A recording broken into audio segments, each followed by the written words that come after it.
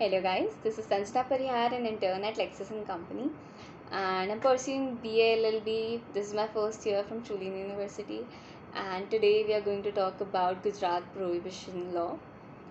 Uh, the Gujarat Prohibition Act of 1949 has been challenged before the Gujarat High Court more than 7 decades after it came into effect as Bombay Prohibition Act. Now, the prohibition on manufacture, sale, and consumption of liquor uh, in the statewide the Gujarat Prohibition Act 1949 has been challenged on the grounds of manifest arbitrariness and violation of right to privacy.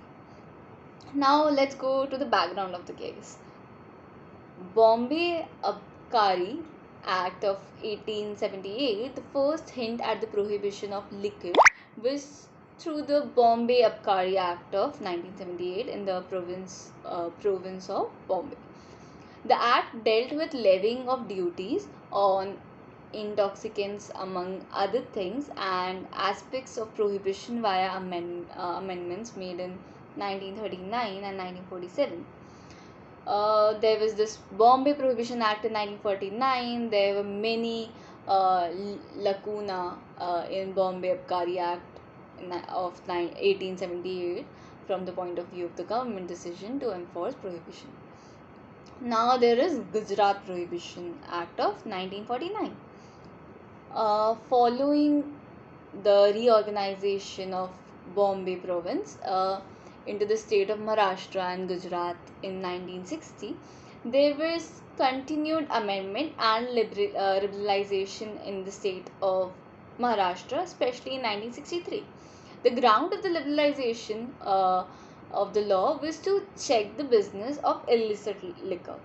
Gujarat adopted the prohibition policy in 1960 and subsequently chose to enforce it with greater rigidity, but also made process easier for the foreign tourists and visitors to get liquor permits. Now in 2011, the act was renamed as Gujarat Prohibition Act. In 2017, the Gujarat Prohibition Amendment Act was passed with the provisions of up to 10 years jail for manufacturing and purchase and sales and transportation of liquors in the dry state. Now, what are the grounds for the challenging this act? The right to privacy, which comes everywhere. Any invasion by the state in an individual's rights to choice of food or beverage amounts to an unreasonable restriction and destroys the individual's decisional and bodily autonomy. Right to privacy has been held as fundamental right by the Supreme Court in several judgments since 2017. Uh, Now it also challenges the ground of manifest arbitrariness. It has been specially highlighted while challenging the sections pertaining to grant of health permits and temporary permits to out of state tourists.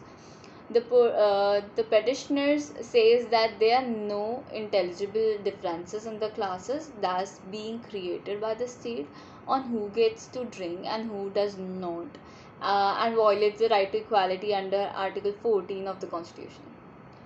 What now is the counter argument? Aggravate the sense of violence.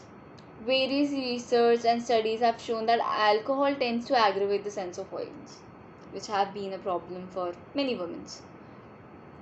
Keeping that aside, constitutional obligation of the state challenging the law is an attack on constitutional obligation of the primary duty of the state as a guardian of the population, if you say so, to protect the health and the lives of its people. National prohibition was advocated by Mahatma Gandhi. So these are the counter arguments that they got for the Prohibition Act. Now, what are the prohibitions in other states? Alcohol prohibition is in force in states of Bihar, Mizoram, Nagaland, and the Union Territory of Lakshadweep. Related constitutional provisions, we'll go through that too. State subject Alcohol is a subject in the state list under the 7th schedule of the Indian Constitution. Article 47, the directive principles in the Constitution of India, states that the state shall undertake rules to bring about prohibitions of the consumption except for medical purposes of the intoxicating drinks and of drugs which are injurious to health. I guess the way forward should be between issues such as morality, prohibition, or freedom of choice. There are always factors like economy, jobs, etc., which cannot be ignored.